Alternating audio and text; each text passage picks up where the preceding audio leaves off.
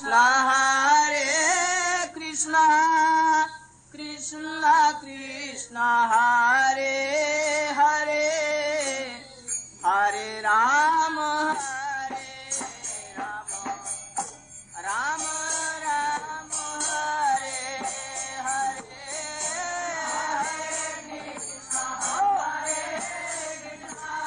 Om Agyantimirandhasya Jnananjana-shalakaya Chakshurunmilitam Yena Tasmai Shri Gurave Namaha. Jai Shri Krishna Chaitanya Prabhu Nityananda Shri Advaita Gadadhar Shivasadi Gaur Bhakta Vrinda. Hare Krishna Krishna Krishna Hare Hare, Hare Rama Rama Rama Hare Hare. Hare Krishna. Bhagavad Gita chapter 2 verse number 11. Shri Bhagavan Uvacha Ashocyan Anvashocastvam Pragyavadanscha bhashase Gatasuna Gatasuncha Nanushocanti Panditaha. Shri Bhagavan said, though you are speaking learned words, you lament for what is not worthy of grief. Those who are truly learned lament not for the living nor for the dead. So from this verse, the instructions of Lord Krishna to Arjun or the Gita Upadesh is starting. The Lord is reprimanding Arjun, saying that he is acting as if he is a Pandit. According to the Webster English Dictionary, Pandit means a learned person or a person who gives opinion in an authoritative manner. So Pandit is one who knows a subject matter very deeply in essence, and his opinion in that subject matter is considered authoritative. His opinion is respected. So Pandit is a position of great respect and honor. So Krishna is saying, Arjun, if you are a Pandit, then how come you are lamenting? You seem to be under this illusion that your statement or your thoughts or your logic is correct. But actually, my dear Arjun, what you are saying is simply a result of your ignorance of what the truth is. So what is this ignorance that Krishna is referring to? Ignorance is the lamentation for those who have gone or not gone, meaning those who have died or left this body, or those who are still alive. Krishna is saying one who is learned will not lament for either of them. See, in his very first instruction, Krishna is coming right to the point. He is not mincing his words. Like an expert physician, he is telling right away the root cause of Arjun's lamentation, and that cause is the false identification with our material body. This is the fundamental instruction of Bhagavad Gita. And though seemingly so simple, it is not easy to understand or realize. So the rest of Bhagavad Gita, Krishna is going to explain this further, as well as the process by which we can come to that level of realization that we are not this body. Let's take an example. In a hotel, many people come and stay.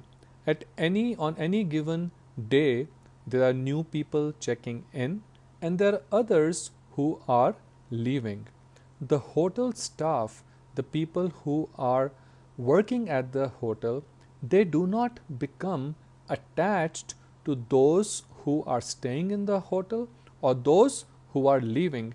They do not lament, they do not become disturbed, they do not become despondent if someone is checking out of the hotel. Now they certainly do their duty to serve those who are at the hotel, take care of them.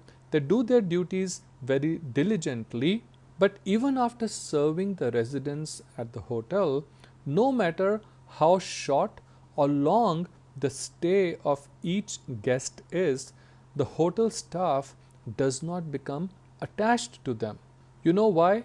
Because they know that anyone who comes and stays at the hotel is here only for a temporary period of time. They all have made a reservation. Some have reserved the hotel for 1 day, some for a week, someone may be staying there for a month, but they will only stay for the time that they have reserved the room.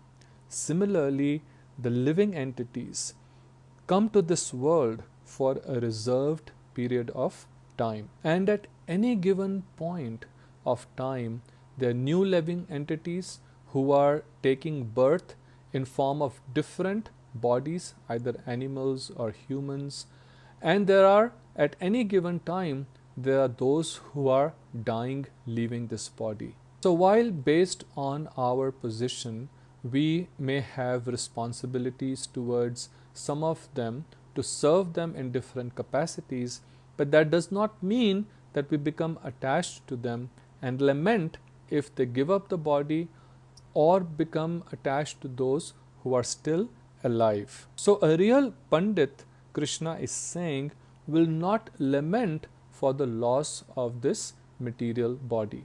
When Krishna is referring to the body, he is referring to two types of body, the gross body and the subtle body. The gross body is this external body that we all see and identify with. Srila Gurudev explains in his commentary that the gross body of the conditioned soul is made of the 5 material elements: earth, water, fire, air, and sky. And it is temporary and perishable. After the death, the soul changes his gross body. When there is birth, death will always follow.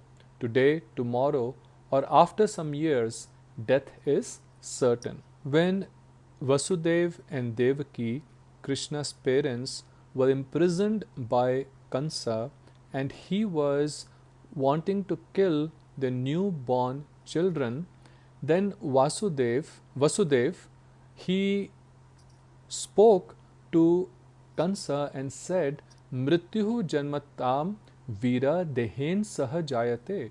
O great hero, one who takes birth is sure to die, for death is born with the body.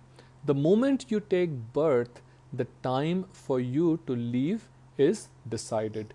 Just like when you make a reservation in a hotel, you at that time itself also decide when are you going to check out. So one may die today or after hundreds of years, but irrespective, the death is sure for every living entity, may it be a small ant or may it even be Lord Brahma. Everyone in this material world may have different spans of time, but everyone is subject to death. So one is the gross body and the second one is the subtle body. Srila Gurudev explains in the commentary that that which covers the pure nature of the soul is called the subtle body, and it is made up of mind, intelligence, and false ego. So at every birth we get a new gross body which is destroyed at the time of death. But the subtle body does not get destroyed at the time of death. It carries or it continues with the soul to the next body. Whatever we do in this life, those impressions are recorded in our subtle body, and we are born with same impressions in our next life. Because we have forgotten Lord Krishna's eternal form and our eternal relationship with him, the subtle body has covered the living entities' pure eternal form since time immemorial. This subtle body can only be dissolved by remembering the Lord through the medium of pure devotional service. So, to become liberated, both the gross and even more than the gross, the subtle body has to be destroyed. So, an important point is made here that we get covered by the subtle body, which causes forgetfulness of the Lord because we do not want to serve Him. If we want to get reinstated in our eternal position and want to get rid of this material subtle body and attain our eternal spiritual form, then we have to purify it by remembering and serving the Supreme Lord through the process of devotional service. Lord Rishabdev, who is an incarnation of Lord Krishna, gave beautiful instructions to his 100 sons. He tells them that when a living entity is covered by the mode of ignorance, he does not understand who he is and who the Supreme Lord is, because his mind is completely absorbed in fruitive activities. So, how does he get free from the clutches of fruitive activities, the clutches of this illusion? It is only if one develops love for the Supreme Lord. Then he is certainly going to be delivered from having to accept a material body again and again. This point is explained in so many different places in our scriptures, in several transcendental conversations in Srimad Bhagavatam. In the 4th canto of Srimad Bhagavatam, the Sanat Kumar is speaking to Maharaj Prithu and explains that how can one become free from his material identification, the material gross body which is keeping the living entity bound in this world. He explains that, giving an example, that just like the wood is used to make a fire, but that same fire which is arising from the wood burns the wood itself. It's very important to understand this, that the fire itself which is coming from the wood is burning the wood itself. So similarly, when this material body, the gross and the subtle body, are engaged in the service of the Lord, in that fire, in that intense meditation, in that intense process of devotional service, when we are engaged both with our gross and subtle body, with our mind, body and intelligence, Sri Sanat Kumar is saying, then by the grace of the spiritual master and by awakening knowledge and detachment, by becoming fixed in his attachment to the Supreme Personality of Godhead, the living entity situated within the heart of the body and covered by the 5 elements burns up his material surroundings, exactly as fire arising from wood burns the wood itself. Yada ratihi brahmani naishtiki puman. Again, in the 4th canto of Srimad Bhagavatam, when Maitreya Rishi is talking to Vidur and telling him about Narad Muni's instructions to King Prachin Barhi, he says that how does this subtle body gets dissolved? Saha lingen vimuchyate. That one who hears my pastimes will be liberated from the bodily conception of life. So Shravanam Kirtanam Vishnu Smaranam, hearing about the Lord, about his pastimes, hearing his holy name, Kirtanam, chanting his holy names, chanting his glorious transcendental pastimes, and then meditating upon them and remembering them constantly. This is such a powerful purifying process that it can free the living entity from the subtle body which has been engulfed in this deep ignorance since time immemorial. So Krishna is saying that neither the gross body nor the subtle body, which is mind, body and intelligence, is the true identity of the living entity. Therefore, the loss of either of them should not be the cause of lamentation. See, we should lament for something that actually belongs to us, something that we have created, but we have neither created our body nor have we created our subtle body. If you really think clearly, these do not belong to us. Even though we think that we are the possessor of this body actually does not belong to us. Because if it actually belonged to us, it will always stay with us.